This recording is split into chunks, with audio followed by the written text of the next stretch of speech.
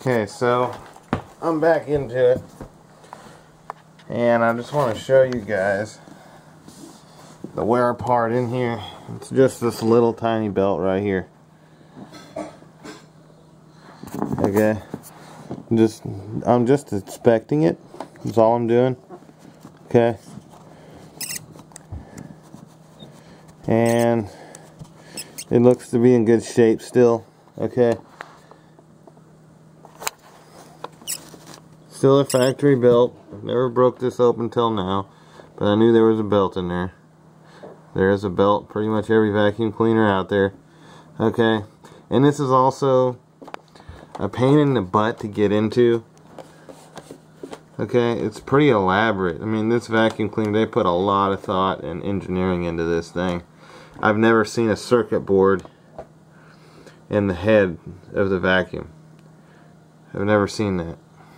We got some kind of spring tension stuff here. This is obviously a switch, but this right here,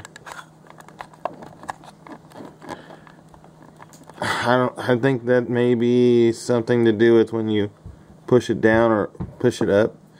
That's all I can think of. But here's how to take the brush off, and you don't have to do this, to be honest with you. I just did this because maybe someday somebody's belt might be broke and they might need to figure that out. Okay, biggest trick, which wasn't obvious at first until I got to the last screws. These are little wheels, and they sit on a little metal axle. Okay, and those are right here on the front corners, and those hide 2 screws, one on either side. So I just took the screwdriver, obviously standard screwdriver, not Phillips, stuck it in there and pried it out. Okay. There is also something else that is not standard on most vacuums that I've taken apart, and that is that they have some weight in the front. So make sure you get those put back in there, don't lose them. Alright, well, what I'm going to do now is I'm going to get all this stuff off this beater brush, and then I'm going to put it all back together, clean as I go, and I'll get back to you guys with an update. Okay, so I've got 2 tools here to get all this fur off of there. Not fur, but hair. I've got my buck knife, and I've got a razor blade. Okay. Hopefully you'll be able to see this. Check out what I found on the beater brush. Some Kanthal AWG 28.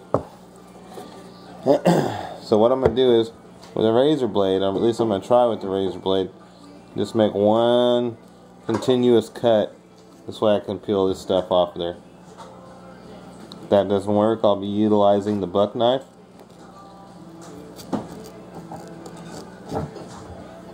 But it should work because this stuff's nice and tight on there.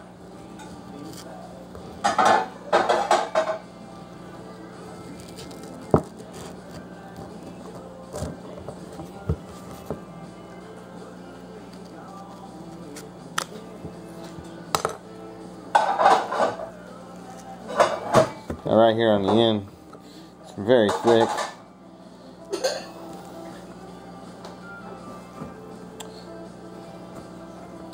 Of course, it would help if I used the right end of the razor blade.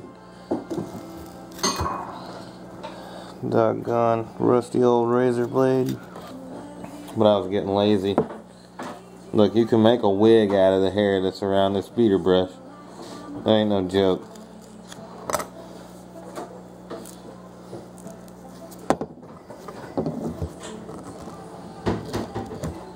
A little carpet fiber that's a little harder to cut than the hair.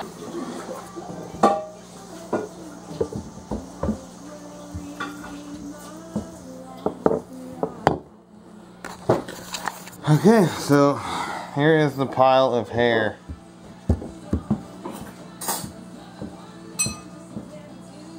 All of that. No kidding. Okay. Here's the beater brush. I can show you in a little more detail what this is like. Basically, your vacuum cleaner, it has one area that's probably about 2, maybe 2.5 fingers wide. Okay, it's a circular hole, and it sucks the air this way. Along with it will suck the debris from the floor. Okay, well, the way that this thing works is when it's spinning, these fibers here are picking that stuff up off the floor, and it's directing it all into one place. That's the reason why it's not perfectly straight. Okay, it's swirled, so it swirls all the debris in one spot and into that hole that's sucking it in.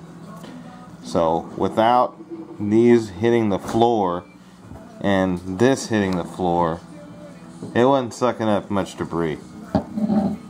Okay, so I just wanted to show you that. Another important thing is this right here is your bearings, your rollers for the beater brush. Do not let too much hair get stuck in there, because you'll burn them up. Make the vacuum work too hard. Okay, so that's one of the main reasons also why you want to keep this thing clean. They've done a pretty good job of sealing this area up with the Shark Navigator, but a lot of the older vacuum cleaners, that's when you start hearing weird noises. That's at least one of the weird noises that you'll hear. Okay, so keep that sucker clean. It'll work more efficiently.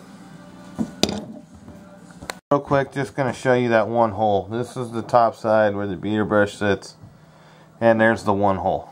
Okay, that one hole runs